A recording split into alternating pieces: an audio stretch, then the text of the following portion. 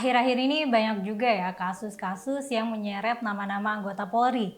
Mulai dari kasus pengedar narkoba, judi online, sampai ke kasus pembunuhan pun datang dari oknum kepolisian.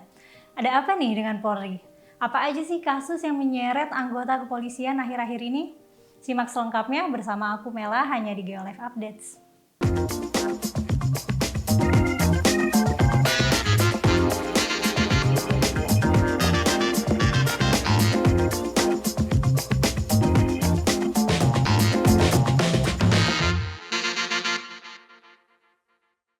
Tanggal 15 Oktober 2022 lalu, Mako Polres Luwu, Sulawesi Selatan terlihat dipenuhi dengan coretan kata-kata yang menjelekkan institusi kepolisian.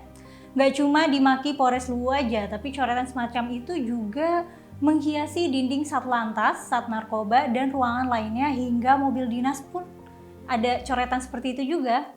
Kata-kata dari coretan tersebut adalah sarang korupsi dan sarang pungli.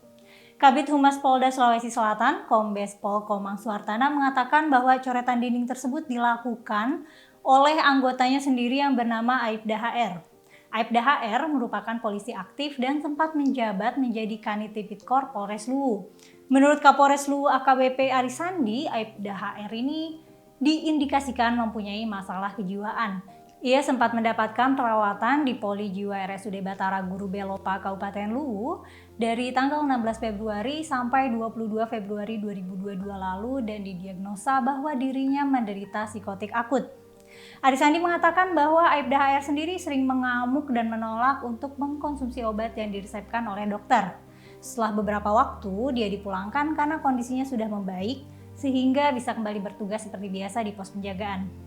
Saat ini Aibda HR sudah diamankan oleh pihak Propam Polres Luwu untuk menjalani pemeriksaan. Pada tanggal 14 Oktober 2022 lalu, Presiden Joko Widodo memanggil Kapolri Jenderal Listio Sigit Prabowo ke Istana Negara. Gak cuma Kapolri Jenderal aja, tapi semua pejabat utama Mabes Polri, Kapolda, dan Kapolres juga diperintah untuk menghadap Presiden di Istana Negara. Dalam surat telegram rahasia Kapolri, Presiden Jokowi membuat pertemuan dalam rangka pengarahan kepada jajaran kepolisian. Dalam surat itu tertulis bahwa mereka yang diundang tidak diperbolehkan membawa topi, tongkat, ADC, dan handphone. Mereka hanya boleh membawa buku dan pulpen. Mereka juga tidak diperbolehkan membawa ajudan saat mengikuti pertemuan. Di surat itu juga diingatkan kalau di Istana Negara itu lahan parkirnya terbatas, jadi bagi Pati Bintang 2 ke bawah menggunakan bus ke istana.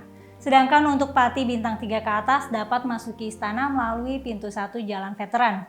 Mereka juga perlu menjalankan tes PCR sebelum memasuki istana yang difasilitasi oleh Pusdekes Polri. Total polisi yang mengikuti pertemuan tersebut ada 559 personel Polri termasuk 33 Kapolda, 24 pejabat utama Mabes Polri, dan 490 Kapolres.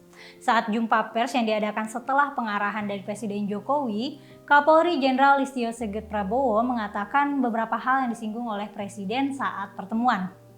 Beberapa hal diantaranya adalah Sigit akan menindak tegas anggota Polri yang bergaya hidup mewah, juga akan menindak tegas para polisi yang melanggar aturan dan berdampak pada persentase kepercayaan publik terhadap polisi. Sigit mengatakan bahwa Polri harus berjuang lebih keras untuk mendapatkan lagi kepercayaan masyarakat setelah kasus Ferdy Sambo yang berdampak pada menurunnya kepercayaan publik pada polisi. Dia juga menyatakan bahwa polisi perlu melakukan tugas pokok dan fungsi dari seorang polisi, yaitu mengayomi, melindungi, dan melayani masyarakat. Presiden pun meminta polisi untuk punya sense of crisis dalam situasi sulit sehingga para polisi bisa melakukan upaya dan penegakan hukum seperti yang diharapkan masyarakat.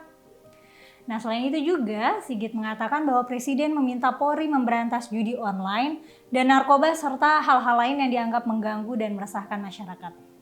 Nah, apakah hal-hal ini akan diterapkan oleh kepolisian? Kita lihat aja nanti ya. Dan terakhir nih, kasus yang akhir-akhir ini ramai yaitu Irjen Pol Teddy Minahasa terseret dalam kasus jaringan peredaran gelap narkoba. Teddy sempat diduga terlibat penjualan barang bukti narkoba. Dan gak cuma Teddy, tapi sejumlah personel kepolisian lainnya juga terjerat di kasus ini. Jadi awal terungkapnya kasus ini tuh dari laporan masyarakat tentang jaringan peredaran gelap narkoba di Jakarta Pusat pada awal Oktober 2022 lalu. yang setelah dikembangkan ternyata mengerucut pada keterlibatan anggota polisi berpangkat Pripka dan polisi berpangkat Kompol dengan jabatan Kapolsek.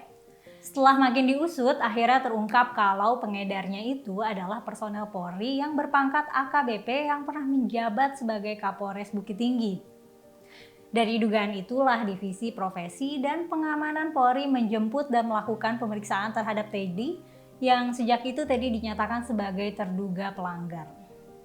Karena terseretnya ia dalam kasus ini, Teddy batal dirotasi sebagai Kapolda Jatim meskipun dia baru ditunjuk sebagai Kapolda pada tanggal 10 Oktober 2022 lalu.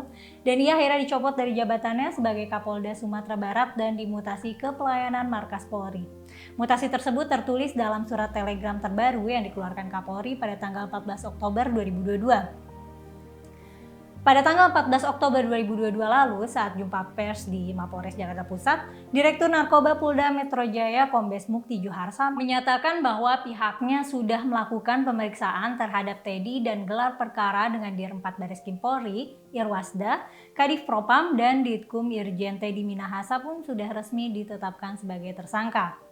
Ia terancam hukuman mati dan dikenakan beberapa pasal, antara lain pasal 114 ayat 2 subsidiar pasal 112 ayat 2 jungto pasal 132 ayat 1 jungto pasal 55 Undang-Undang Nomor 35 Tahun 2009 dengan ancaman hukuman maksimal hukuman mati dan minimal 20 tahun penjara.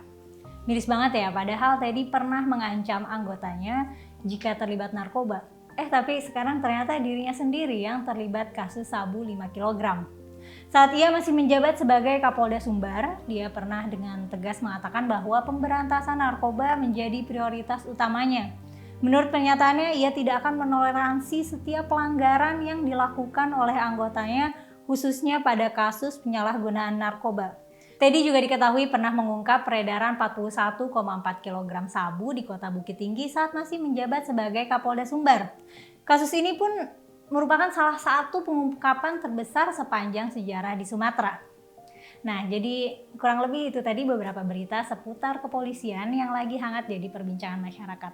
Menurut kalian, apakah setelah ini Polri akan bebenah diri atau hanya membersihkan nama tanpa benar-benar memperbaiki diri? Tulis pendapat kalian di kolom komentar ya. Jangan lupa juga untuk subscribe channel kami dan nyalain juga lonceng notifikasi supaya nggak ketinggalan video terbaru kami. Like dan share video ini juga ya, jangan lupa. Terima kasih sudah menonton sampai selesai. Aku Mela mohon undur diri. Sampai ketemu di Geolive Update selanjutnya.